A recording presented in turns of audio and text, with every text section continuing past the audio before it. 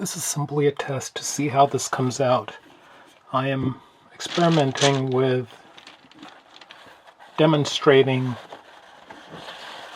how to crack some of these nuts using some of the old, what I call nutting stones, but kitchen stones. Notice that it's been shaped to be able to be held in the hand and used to grind with several different ways.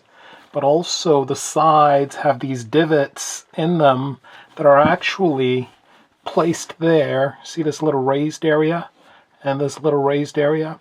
They're placed there to be able to break nuts. And there are many different kinds of, if you notice this one, they made it with a harder stone. And it's actually made to fit the hand perfectly. And this is the striking surface. And like so, just a little tap, you expose the nut. There's several different types. This one, your thumb goes there, your fingers go on this flat side, and this is the business end. In the same way, you can turn it around and use it in this fashion. And again, you have your exposed nut. Like I said, you can do it the other way as well, like so, depending, I suppose, on the type of nut you have. But it's all sort of, it depends on your hands. And I noticed some of them are made left-handed stone, right-handed stone. This is another one that is shaped kind of like a cleaver. But this is the main one I use. But if you notice, again, just a quick strike, and the nut comes out whole. And that's one of the ways that this little stone tool was used for many different things, from grinding to pounding. This end here, where you see all these chips, was one of the business ends used to pound something or other, and I don't know what. But again, the handholds fit perfectly.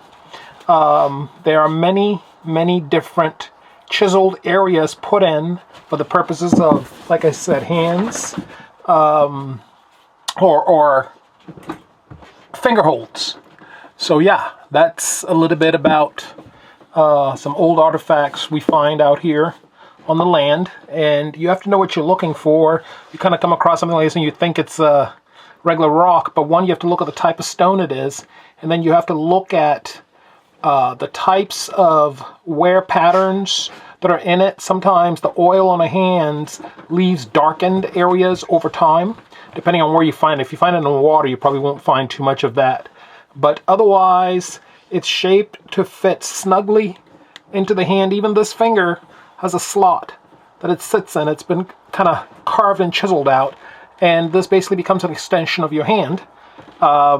And depending on which way you could, this actually works really well. You put it in your lap, you sit down, and you just, the nut drops right in there, and you do your business.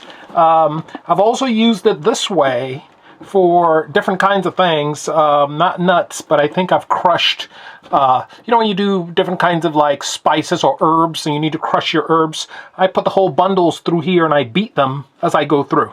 It sits in my lap. And yeah, these divots are either handholds or they're useful, what I call utility areas. But yeah, you just strike that sucker and it cracks the nut perfectly. And these hazelnuts, this area used to be covered in them. And these come from a neighbor's farm, but they're representative of what used to grow around you and what we pick from the trees all around us. So yeah.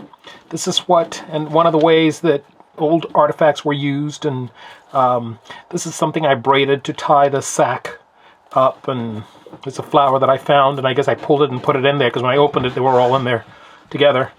But yeah, that's what this is all about. All right, take good care.